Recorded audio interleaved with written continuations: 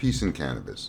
Welcome to the OG Social Network Podcast, your go-to podcast for all things cultural, economic, and political in the New York cannabis community and beyond.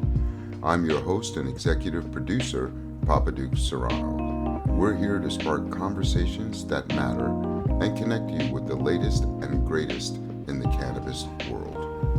From thought-provoking debates to exclusive interviews with industry leaders, the OG Social Network Podcast covers it all. We're diving deep into the issues that shape our community and exploring the opportunities that lie ahead.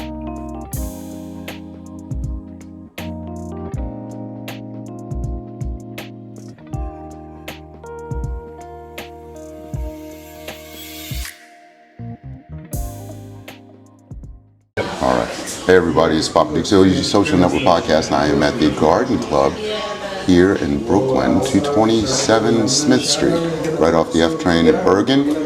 And I'm having a great time here.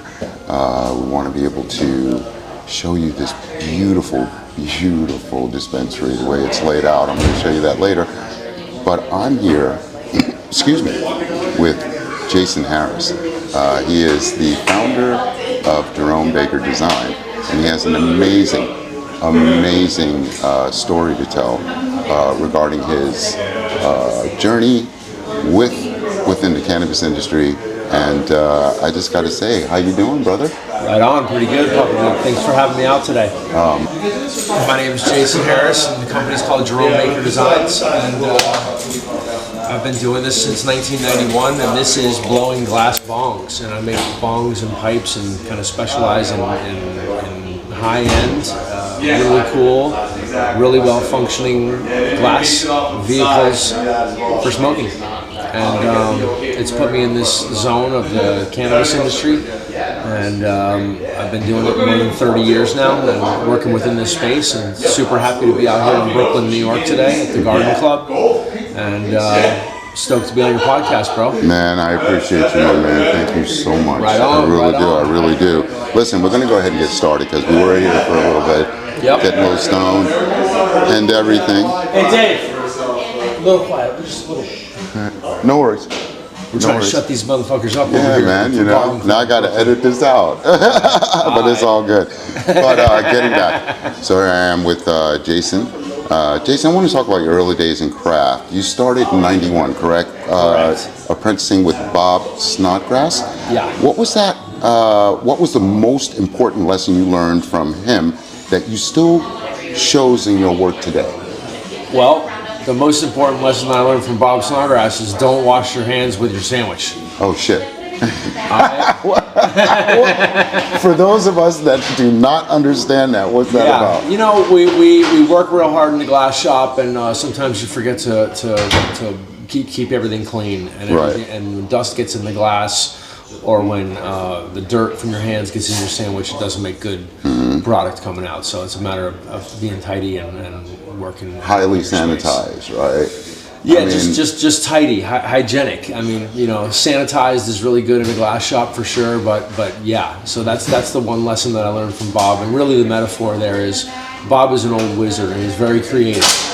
Bob came up with this style of glass blowing that we do. We're all pipe makers, and it's a real big deal for the glass blowing movement in and of itself to have this pipe making breath of wind that's come into it.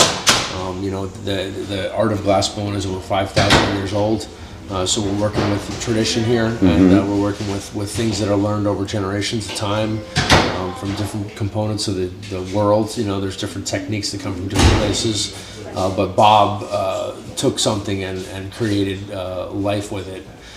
Just from imagination. Yeah. So it's his imagination that really is the spark of all this, and that's what I took most from him, and some of his sayings. One is, don't wash your hands with your sandwich. And for us, we take it pretty seriously.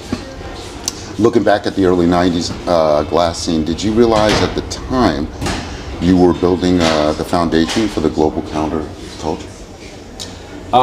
Looking back at the scene when I started back in the day there, it was more about us using our creative expression to create resistance in society. I think for us, it's a punk rock thing. It's an anarchist thing. It's working outside of the norm. It's making people think, and more than creating an industry and creating a springboard for an industry. What I and what most of us thought back then was we're creating vehicles for people to use to get spiritual and to change their attitude about life, maybe change the world and do positive things. I think cannabis in and of itself, not to sidetrack here, but it goes with this, is this medicine. It was brought to us by, in this world we live in right now, by Dennis Perone, Prop 215, big ups Dennis Perone.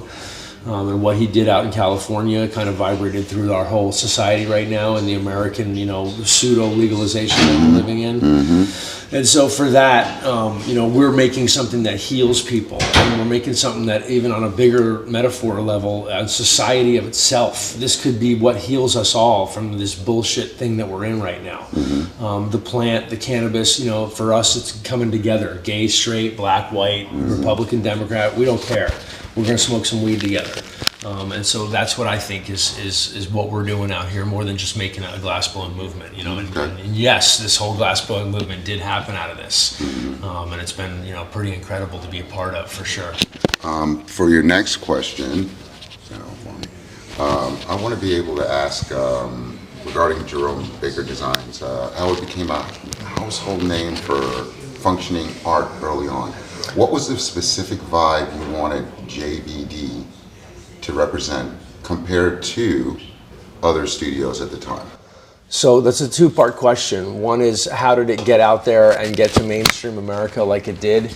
My story is one of, I made glass and I traveled all over the country to every single state and hand delivered bongs to all the major smoke shops in the early 90s. I just, through following the Grateful Dead around the country, it allowed me to go to different states and go into local smoke shops and show them these glass pipes and glass bongs that I was making, and it was something that they'd never seen before. So, if I went into 10 smoke shops, I had one good one and one good hit.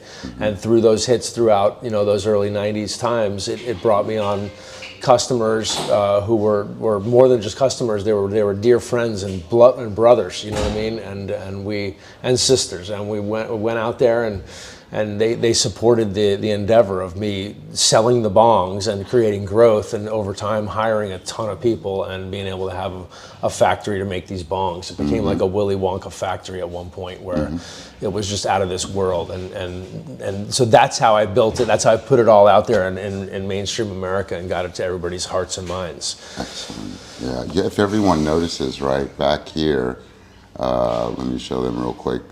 This amazing bong that you created right there. Yeah. Tell me about that. How was that process? I mean, how fun was that to make? Yeah, so this is the one behind us right now? Yeah, the big. Yeah, so for me... Bongzilla. Yeah, we're going to call it Bong. It's a part of the Bongzilla series, okay? This particular one is, I think that's the Purple Passion. Right. But, So look, there's a couple parts to this. Okay, one is the glass itself. People come and they look at it and they see this great purple piece. And for me, I look at it and I remember the time that we made it. Creation is the special place for me, and the special place that I want to share with everyday people so that you can see how this thing was made. I have a ton of videos online on my YouTube channel of me creating these kind of pieces, and so it's so much fun. It's like a choreographed dance in a 150 degree studio where everybody's just, boiling sweat. There's fire everywhere. There's blood. There's sharp, everything, and it's just super exciting and an adrenaline rush. And so I like to capture that on film and share it with people that it really brings that creative or the creation to the viewer. So that's one part of it. The other part is these pieces here. I can tell you, I got arrested for manufacturing drug paraphernalia in my past, and I was completely shut down and put away for a while, and so that really told me some things. You know, the government told me you could never make a bong again, because manufacturing bongs is manufacturing drug paraphernalia, and that's still federally illegal. If you didn't know, the law is still the exact same right now. So I was able to go create these pieces and say in my own way, "Fuck you! Don't tell me what to make and not make." And so this is a giant bong. It's naughty. And for me, it's more. People ask, "Can I use it?" And I use it to make a statement as an artist. And so that's what's going on there. Yeah, definitely. Well, that kind of leans into the Operation Pipe Dreams and the resilience you had to go through. In 2003, you was a turning point with the Operations Pipe Dream when the Fed seized your assets and the JeromeBaker.com domain. How did you keep the creative spark alive while being under house arrest? And having to go through all that. Right. So, when I ended up getting out of jail, I had an ankle band on, and the only way I can get out of the house was if I had a job. So at that point, I had started a nonprofit in Eugene called the Eugene Glass School. It had been around for 15 years. And when I got arrested, I just utilized that entity to give myself a eight day a week work job. It's 10 hours a day blowing glass. So for me, blowing glass is a meditation. It's more than just, I'm going to go sit there and grind shit out. It's more of I'm going to go be able to not answer the phone, not think about anything except being in that moment and making that glass my bitch. And so with that, it's my passion, and so that was.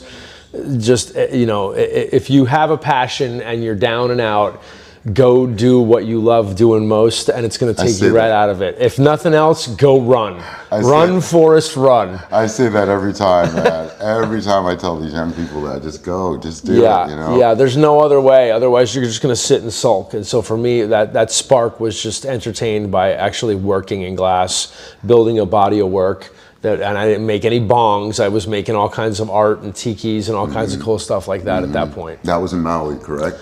No, I was in Eugene, Oregon during most of this time. I'm just saying, did you move to Maui after that? Yeah, I'll give you a quick glimpse of my path. I started making glass in 1991. By 1999, I had 70 employees, and we were in Eugene, Oregon all this time. Right. This is where all the hippies and the patchouli oil and the good fucking weed was from. Donkeys, chickens, and shit running around. It was different, Yeah.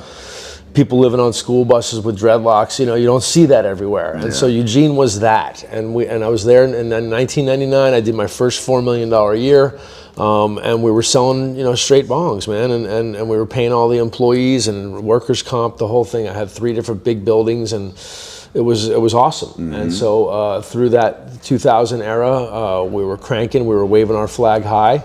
And in 2003, February 23rd to be exact, I got arrested by the federal government. So they came in, the FBI, Secret Service, Postal Service, and whatever other local and county sheriffs they added to the mix. And they arrested 55 of us across the country in one day. They had a 2-year investigation prior to this. So they put a lot of money and energy into this federal bust. And when we all got arrested, they told us all, and Tommy Chong, by the way, was in this arrest too, so from Cheech and Chong. And they told all 55 of us, you can fight us, but we're the feds, and we win everything except for maybe some military, fights. So if you make us fight, we're going to give you 15 years. Because I had I was this and this, and it came to this, and I was 15 years. Right. It scared the shit out of me. I was just a young kid at the time. So for me, I signed the paper and paid the money and took my guilty plea. So did everybody else that got arrested. So all 55 people took a guilty plea. We were all drugged back to Pittsburgh, Pennsylvania for this. And again, it was the federal government that arrested us, not the states, not the counties, it's the feds. This is a law that was put into place back by Judge William Rehnquist. He held up that bong and said that this is designated use for cannabis and marijuana. So that puts it on the books for that. And knowing, now that by doing this podcast with me, you're conspiring to do illegal things, right? And I'm making bongs, which is an illegal thing. Right. We got to be aware of this, right? And we got to unite around this so we can legalize the plant. Right. You know what I mean? This is all fun and games, but when it comes down to it, people are still getting locked up for just rudimentary things. There's still a real non-science going on within the industry. There's a lot of puffed up things going on out here, but we want good flavors. We want high resin content. We want the weed. We want to smoke Humboldt County weed in Florida. I want to get Hawaiian weed over here. I want some Spanish hash. You know what I mean? Right. How can we? And so in the end, great. The United States legalizes, but what happens if Russia legalizes cannabis? Do you think the world would be a different place? I think so. I think that our endeavor here on this what we're going to call the initial sketch of the legalization plot of cannabis. You're doing the podcasts, I'm doing the artwork. We're all kind of in this together, moving forward, and now it's going to be about uniting and using this power that we have, this movement. You know what I mean, and creating something real fundamentally positive for society. I think it's us. We have this medicine, man. We're not running around with bombs and guns right now. Yeah. We're running around trying to get people high and educate them and make people feel better. You know what I mean? So I think it's a really important endeavor that we all got to get together on this thing. Well, the one thing I've said before was that the next presidency, that next candidate's got to be the candidate of accountability and also support the cannabis industry as well. With that, you eventually won your domain name back and was at the moment, what was that moment like when you got? So the weirder moment was when I went to the computer after I got out of jail and went to my website, and there's an American flag on the website, and it says that this IP has been confiscated by the federal government. Oh wow! For me, I didn't know what to do, so it was everything was gone, including my IP. Well, it was probably maybe 6 years later that I saw it on an auction site and was able to buy that IP back for $800. Okay. So I own something that was confiscated from me by the federal government, and it's in the internet somewhere. It's out there. I can't touch it, but I own it, and it feels really good. It feels really good. One of my heroes is Rob Barlow. He's a songwriter for the Grateful Dead, and he actually started this thing called the Electronic Frontier Foundation, the EFF. It's a really important entity for the internet to keep the internet free. For me, this whole full circle effect with that, JeromeBaker.com has really, empowered me to want to be that resistance even more. Right. So that's what I feel like I am just in this whole, world, the art world alone. People don't want to accept, hey, this is bongs. It's not really art, okay? People can kick me down for that. Right. But I want to. I feel it's art. I appreciate you. Thank you so much. And I feel like it's art too. I thought the display was amazing. I feel like it's art too. Even the little pieces, the little production bongs that we make in our studio. Everything is hand done. I don't care where it's done, when it's done, how it's done. You have to touch it with your hand. And so with us, we're making these pieces by hand. They come off the torch, and we know now, especially after I was arrested and my whole world taken down, that the bongs don't get made again. One time, it comes off the torch, that's it. And I'll tell you what, the beauty is in the fragility. So people break them, and the other ones stay alive. They become more valuable. Okay. So there's something to all of it. It's really, incredible, and I'm so honored to be a part of it. Well, we're going to talk about the evolution of the industry, okay? So we're moving toward federal rescheduling and more open markets. Haven't seen the Prohibition era firsthand. How do you feel about the corporate green rush happening now? I feel like capitalism is represented here at its finest. People can go out and do whatever they want. We're sitting in a dispensary right now that is totally tricked out with personal elements, putting fine touches into showing us not only the culture, the science, the feeling, the ethers of the weed. And so as long as you kind of respect that, I have no problem with people coming into the industry. Even though some people, would I see a lot of comments online of maybe like it would be like brewing beer and not drinking the beer.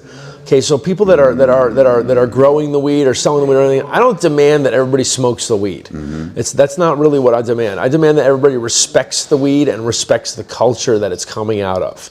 It was built in such a small, fine capacity. And through the 90s, so many people got arrested for growing weed, and all this, hardship has come. We've lost a lot of strains. We've lost a lot of friends. I mean, it's pretty deep. And so when these, when these suits come into the space, as long as they're showing respect, that's the first most important thing. And the other most important thing is that through the prohibition and the pseudo legalization that we're building up to, normalization happening right now, through all that, we've seen the front lines get the arrows and the back ends settle the land. And so with that, I think it's important that we give them the space to bring all those hundreds of millions of dollars in and build out this whole thing, because there's only so many winners out there that are going to survive. And I think this has been incredible watching this money come into the space like it has, and even bring out different things that are the dirty little truth here. You can't, like, for example, you can't grow cannabis in Napa County, because they don't want to test the weed and find out all this weird shit's in the soil from the wine. Right. So it's become so over-regulated and over-red taped that now they're discovering. This is like the most regulated plant in America right now. Right now it is. So I think that the suits coming into it have done something like that to it, and I think that it's made us aware and able to see other pitfalls that are in our future coming up. You know what I mean? I think that there's no stopping it. That you're going to have corporate cannabis, but when I go drink bourbon, I go to small batch Kentucky distilleries and look for some fun stuff. Right. Try some different stuff. Right. I don't think that in my world I've never seen perfection. You know what I mean? Yeah, there's no best flavor, best high. Yeah, man, I've been saying that for years. There really isn't. It just hits at the time. Yeah. It hits at the time. I've had cultivators who were great last year, but this year they were off. You know what I mean? And there's nothing wrong with that. It's just a grow. It's a evolvement. Yeah, there's nothing wrong with it, and I think that the like I said, there's an awareness happening. People become aware through making mistakes. When you learn how to snowboard, you're going to fall down a few times. So I think these big money people coming into it have brought an element that we could have never seen before, and all the little gimmicks and gadgets and things that are out right now are real fun to see come and go, and what sticks around and who sticks around in all this. I think I've been around this scene since 1991. I grew up in the cannabis era there in Eugene, Oregon, and I feel like watching it come to full fruition here has been a lot of fun, and a lot of fun to be part of all this. My only hope is that we have one of these wake up moments in the morning and we see it all over the news that something major has changed. This rescheduling, descheduling shit, I don't think it makes any difference at all for the big picture of everything. I'd like to see these dispensaries thrive. I'd also like to see the guy with the dreadlocks at the farmer's market being able to sell his own chronic weed, and everybody be able to support each other. Yeah, open markets on this thing. That's great, man. JBD has won a Lifetime Achievement Award, and it has been named Top 100 Influencer. How do you balance being an elder statesman of the industry while still staying innovative? Yeah, I battle with that a lot. When I'm doing different projects and I move forward into my future self, whatever that is, I look at different bands that I've looked up to all my life. For example, David Bowie, and his genre changed over time. But he still remained David Bowie. Van Morrison, matured over time, but he still remained Van Morrison. So I think that I try to come up with creative ideas. I take my everyday life as inspiration to what I'm going to be doing in art. For example, I go to Burning Man, and then I'll come home and want to build some cool shit with whatever I can find around. I went to a concert this weekend. I saw Les Claypool, Primus, and the way he played, to me, it inspired me to get a little bit more childlike with what I'm doing, and let it flow, and not be embarrassed about it, and maybe see what comes out. That's what I took from my weekend of music. So I think being creative is about coming up with fun ideas, but the bigger part of that is when you execute and you're actually making art there's a moment that happens like running, and you get this runner's high, and your feet just move. Yeah. You know, I mean, Yeah, same with a band. The band will be playing, all of a sudden everything's going, and they're just doing it, and they feel it. Everybody feels it, and so it's like that with making new art. You know, sometimes I'll get into a project and I'll be like, I don't feel this. You know what I mean? That shit's still sitting around my studio, and then I'll start something new that as long as I'm feeling it and flow through with it, I'm gonna own it when it's all done. That's awesome, dude. And you called, well, there is one. You use uranium in your glass for Bongzilla, right? To give it the green glow. Was it that a nod to the toxic reputation plant had been during the DARE era? There's a lot of uranium glass out there, and Right. the technique came from when they were storing nuclear waste. They would put the nuclear waste, and they would case it in hot glass. It would cool down and become a rock, basically.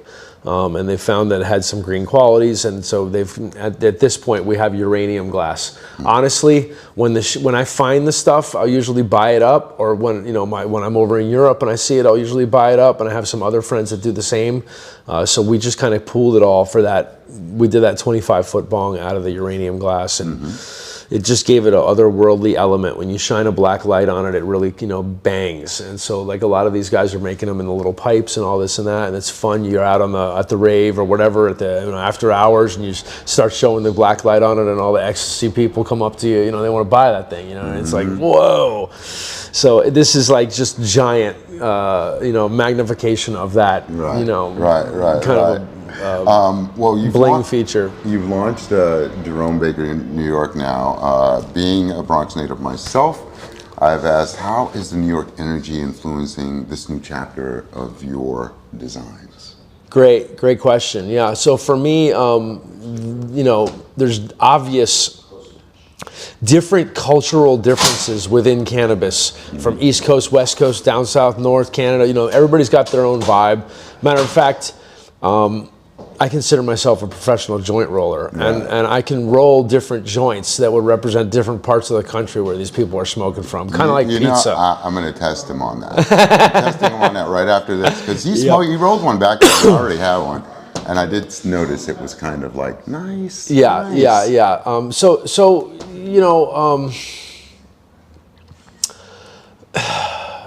I think that by understanding that nature of the different parts of the culture that are going on, and having spent a lot of time in New York. As a kid, I grew up, I did a few years in New Jersey in late grammar school or high school, and I would take the train down here to Washington Square Park to score some weed. And there's a vibe in New York, man. It's more gray, it's more black, it's more hard, it's more Jadakiss. You know what I mean? When was the first time you ever experienced Washington Square Park? I gotta say, I was high on purple microdots, and what year was that? It was probably, I'm gonna tell you, 86. Oh my God, I haven't heard about the purple microdots. And I forgot about that. That's right, baby. Wow. But I used to come down. I used to come down to Washington Square Park a lot and do that, and I was really turned on by the punk rock scene down here, and had a great time visiting New York on a train, and now coming, full circle, when I started blowing glass, I was friends with these guys here called the Sour Diesel Crew. It was Big Keith, Junior, Colin, all these guys that had the Sour Diesel back in the day. And they would fly us out here, pick us up at the airport in a limo. They all had the dreadlocks and smoking ciggies at the restaurant where you're not allowed to, just crazy. And they would bring us to the house. And they had all the what they called the green pillows, you know what I mean, major. And they would put their glass on a scale, and they give us $10 a gram for the pipes. This is before anybody else was doing it. So that's how New York was to me. A lot of those fools came over to Amsterdam when we all moved over there in the early '90s, and they brought that whole New York sour D vibe over there. So I feel like honored to come back here and kind of make some art vibes that show it off, but reality is we have these killer pieces that we're providing to the dispensaries. So whoever's selling the cannabis has all the loaded up cases of glass in there. It looks trick, but the bottom line is, we have some incredible strains that represent New York to me. Tell me about the strains. One of my favorites is this haze that we're doing, and that's something that I've always loved. Some of my favorite strains are the hazes, the GMOs, and the Tangies. and you know, I'm just really happy to have that kind of language wrapped around this drop. Right. And when people smoke it, they're like, whoa. Yeah. Wow. Yeah. You know, and for me, that's I also consider myself a haze expert. Okay. I did a lot of time at the Cannabis Castle with Ben and Alan Dronkers.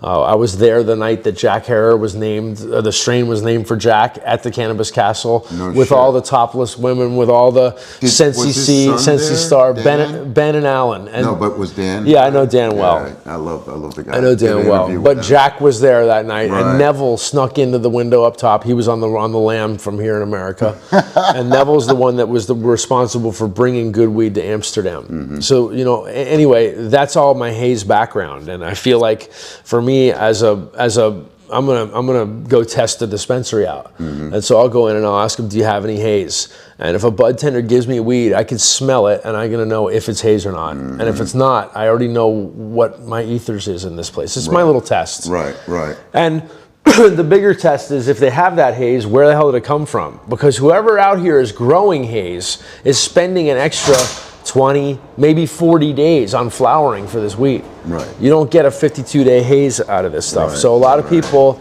in this, you know, in this industry that want to come in and just rock and not really care about, you know, anything but numbers are going to do a lot of you know, hybrids that are going to take 50-something days. They're going to maybe have a decent flavor, but they're not going to be full flavors. You know, so if you just run them a little long, and for me, that's a great way to kind of see who I'm dealing with. And I've hunted out haze growers in these different legal cannabis markets. They're very hard to find right now. So the people that are growing the haze, I'll find the main growers and go visit the grow and see these gangsters growing, you know, 12, 15 foot tall, spindly ass haze plants to get that flavor off there. You know what I mean? There's no other way. So I think we have a couple great strains going out right now, and so psyched for everybody to try them, and definitely post online what you think about them. Hashtag Jerome Baker on there, and we can all take a look at it. Where can they find your strains? I know they're in the Garden Club here, correct? They're in the Garden Club here, and they're in Planet Nug right now. And Dave, what dispensaries are we in right now? We are here at the Garden Club. We are in Planet Nug. And there's one more, right? Rockland County Dispensary. Rockland County. Flintstone, Donnie, baby. North Syracuse. Where? Flintstone, North Syracuse. Oh, Flintstone. Yeah, Flintstone. Flintstone in the house. Those guys rock. I actually stopped by. And so look, we're definitely trying to put it into different places in New York where they're not going to be across the street from each other. It's super important to us, and the most important thing is to work with cool people that it's not so far out. And so here, as you can see, this quaint little, you know, awesome dispensary in the Smith neighborhood. I mean, this is incredible. And so it's people like this we want to work with. It just is a much better feel, much better taste, and much better takeaway for the client. And not only that, man, we don't have a ton of killer weed. So when these guys have the weed and they sell through it, we want to be able to restock them where they don't have a gap in time, you know what I mean? Right. And all that's important in the whole business model. We've been doing this with the cannabis since 2012. So with Jerome Baker, I have California, we have Nevada, we've done a lot of Arizona work, and worked in boutique drops in these different places. And you know, dude, by all means, you know what I mean? When I first started this thing in California, I'm like, there's 900 dispensaries? Let's go get them. You know what I mean? And no, that's not what the deal. It's about getting 5 of them and really harvesting and supplying those 5 dispensaries and making it work. And it's not about all these lawyers and all this shit involved in everything. It's about we're bro to bro. We're doing something. You know what I mean? We don't need all the other stuff. And so this is all learnt over time. And I hang out at the Finance Bros conferences. You know what I mean? I go to these big boy cannabis things that are like, you know, important for data and for IPO launches and for all this stuff. So I think it's important to know about the whole picture that's going on here. Right. Well, I always say that the dispensaries, not every brand needs to be in every dispensary. Some may sell it better than others. You really want to be able to have a great relationship with the dispensaries you're working with, and hope that the bud tenders that are there are knowledgeable and customer service and are able to sell. But beyond glass, you've expanded into lifestyle gear and accessories. Is JBD becoming more of a full lifestyle brand with Glass Studio? Yeah, I think that over time we've done a lot of different merch drops through the years, and people come around and they have old T-shirts that they've kept, or old hoodies, or old pants, or whatever we've done. So by doing the New York thing, I think what's happened is we wanted to express ourselves as a brand that's kind of an all-encompassing culture thing. You know what I mean? We want you to know that it's not just the cannabis that it is. So I think that what's the draw here is the magic of the bong, and it's when you wear this Jerome Baker gear and somebody else sees you with it on and they know what it is. You guys know you're both about weed, but you don't have to say it out loud. Right. And it's kind of this cool, like, underground thing. Like a secret handshake. Secret handshake. And by the way, the name Jerome Baker comes from, Jerome is Jerry Garcia's first name. Grateful Dead, and then Baker is getting baked. And designs we made us sound a little more important. Question: where did the name Jerome Baker come from? You Yeah. got it now. Yeah. So it's Jerry Garcia and getting baked. Yeah, so it's kind of this ether name, and that everybody can rally around, you know what I mean? And for whatever reason that might be, but it can be about the cannabis, it could be about the jam band culture, and I think that the apparel and the lifestyle gear, it's not like, we're not shooting into one realm. I call it hillbilly to hip hop. So it's all the way through, and it's about music, it's about culture, and so I think that the gear itself, it's been a long history of this. There's a great website called the Wayback Machine, and you go on the Wayback Machine and see different websites as they stood in those dates that you look up. And the internet started in 1996. And we have a website back then. So back then it was like it was a wild road, bro. Oh my God! It was like nobody knew what the hell they were doing on this thing. We were using MYOB and making an invoice. Nobody knew, typing the thing. But we had a website, and that JeromeBaker.com represents what we did back then. And we started out with making shirts and hats and gear and fun stuff. And I use a number of different artists that I know from through the years of being in this world. So I don't do pen to paper on every piece of art that you see out there, but it's like minds. It's friends of the brand. It's friends of this Jerome Baker ethers that's all contributing to making this big, global collage of spank happen. Right. What's the big difference that you've noticed now between the West Coast and glass culture you helped build and the East Coast scene that's blowing up now?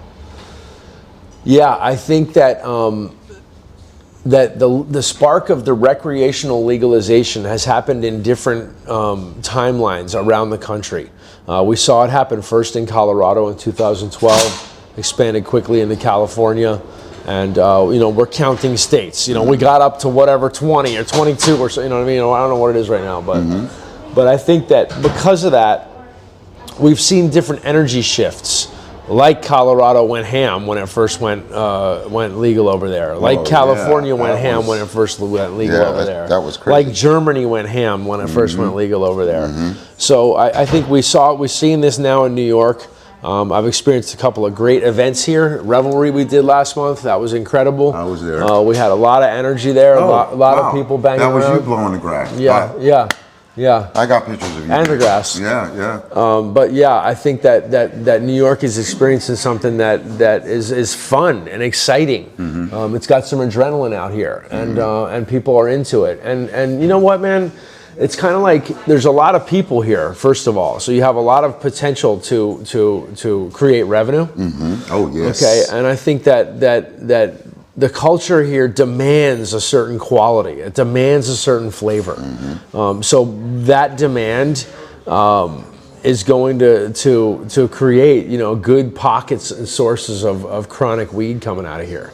So I think that we're going to see a lot of good weed happening over the next 2 years. In the space in New York. As I was really talking in the back. Europe thinks it has a great product, but I'm showing them. I showed them stuff that we were really doing. They were really impressed when I was in Spain, and I think the way they grow is different out there. I didn't get a chance to meet cultivators, but I did see a lot of the flower that was sold in these members only, not-for-profit smoke shop, smoking, Yep. right? Yep. So, and I had compared an old bud I had on me and showed them, and they realized, yeah, we're doing something different. They're very curious about where America, specifically New York, is going in the cannabis culture.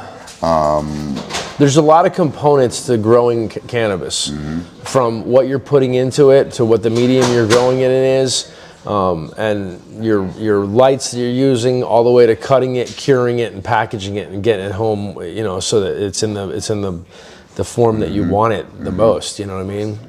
So there's so much to it, and so, you know, there's certain growers out there right now that are pulling it off, and I would tell you it's more about the grower. So you could stick that guy in Thailand, you could stick him in Miami, you could stick him in Colorado, and he's going to grow the chronic.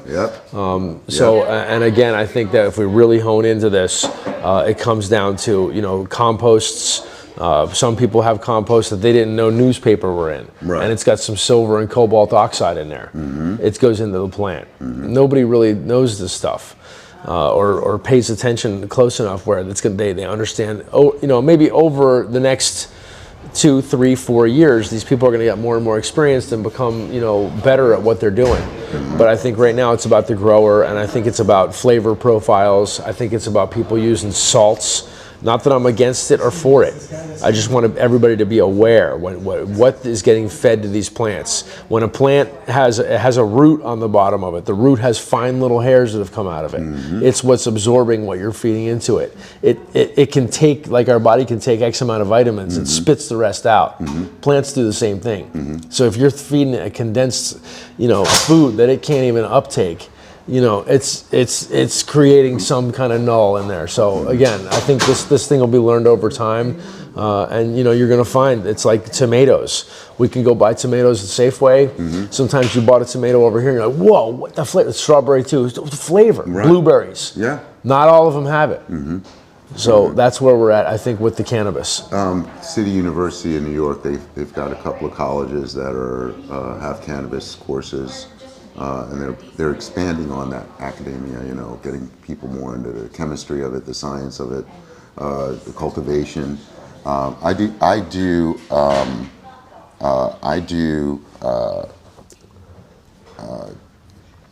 canna farm tours. So I take about a dozen or so people up to these farms, see the process from seed to sale, and allow them to gain an experience, because consumers want to see what's out there. They want to know who's growing this, who's processing it, and where is it coming from, and they're going to be very happy to know that many of the farms I'm introducing them to are craft, organic. They love it. They love it. I love that you're taking people to farms to see them. I think it's a real great education vehicle for people.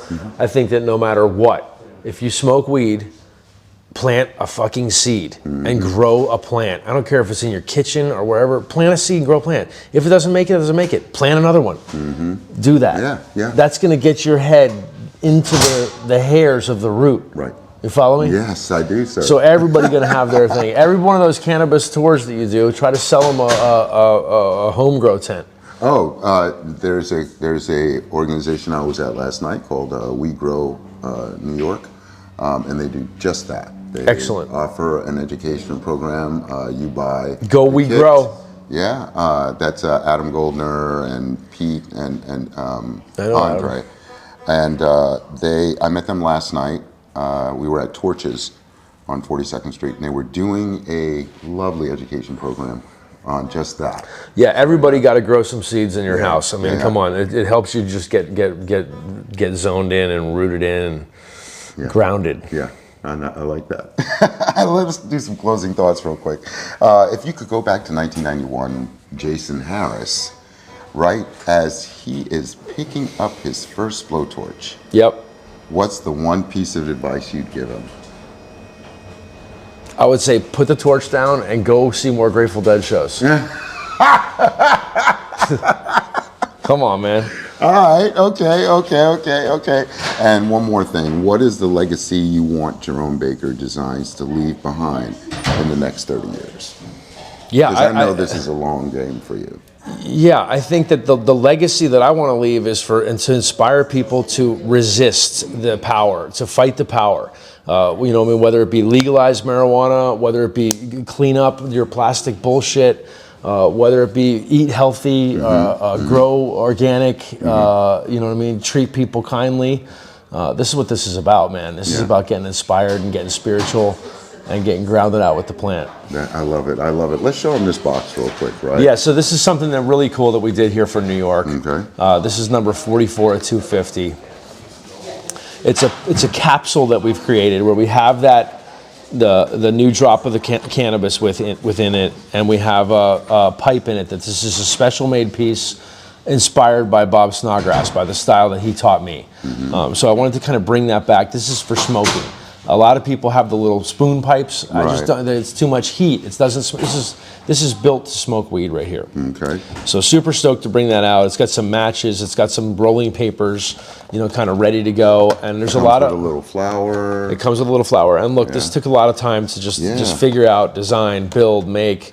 Like I said, every piece of glass, I don't care how sterile it looks, it was touched by our hands and made. Right. So, for me, it's kind of like, when Andy was alive, if you can go buy one of these cool soup cans from him and you didn't do it, you know, it's on you. Come on down here to, Well, this is it right here. So I'm going to show you all more of the detail of what's going on, but a beautiful design. Also, all the labels we need for a legal market. Okay. So the Garden Club has a few of these right now, and these are super limited. This is the only place you can get them, is to come down here and get it. Let's do it. This one's number 44 at 250. Of 250. Excellent. We're definitely going to let the world know. Bam. Oh my God, this is awesome. Well, I just want to tell you, man, straight up, it was pretty good, man. Yeah, I appreciate you doing this out here. I appreciate Garden Club, Brooklyn, big ups. And thanks for having us out here. What a cool experience and what an awesome dispensary to be hanging out in. And I'm just totally stoked to be vibing up here right now. Where are you going to be going now from here? Well, I'm going to hang out here. I don't think I'm going to leave here for a while. It's just too cool. You going to stay in New York for a while? I'm going to Africa next week. You're going to Africa? Where? Yeah, I'm going to Kenya, man. Oh, man, that's awesome. Yeah. And what are you going to be doing there? I'm going to look for strains, bro. Oh, my God. Oh, no. Maybe next year I could be smoking Africans. Yeah, definitely. Again, so look, the strains themselves, indoors, we could do a lot of cool different stuff with them. But finding cool stuff that we can do outdoors in different areas of the world is a lot of fun. I've been all over the world to different cannabis grows, and it's been super enlightening to see how it's all kind of panned out. And now it's like this, Pangea of seeds and hybrids and things coming together. So we want to stick out, man. I can't wait, dude. Cool. I'm loving the artwork. I'm going to be showing everyone when we edit this more of the pipes and everything. Amazing. As you're talking.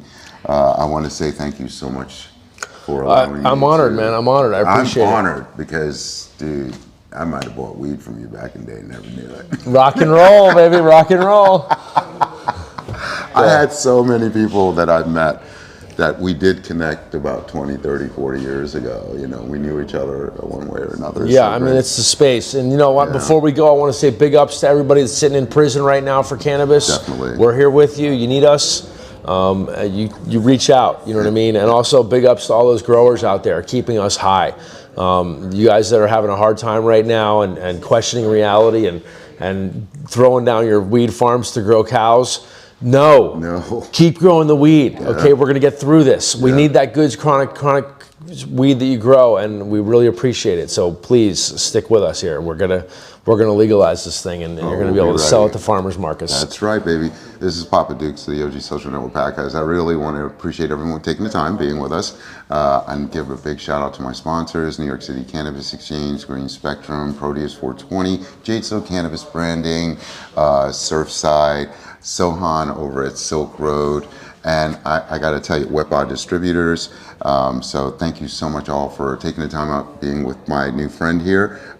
I got to tell you that his bongs are beautiful. You can find your online. Find my stuff at jeromebaker.com, jeromebaker.com. Jerome_Baker or Jerome Baker on Instagram. Right. I'm posting stuff constantly And, to kind of share my lifestyle and the culture that we live in. and you can also stop by the Garden Club at 227 Smith Street here in Brooklyn, so you can see his lovely artwork. Again, thank you all so much. Remember to just sit back. The world is burning, but New York is thriving. This is Papa Duke's OG Social Network podcast. Remember to relax, relate, and release. We're out. Aloha. Aloha.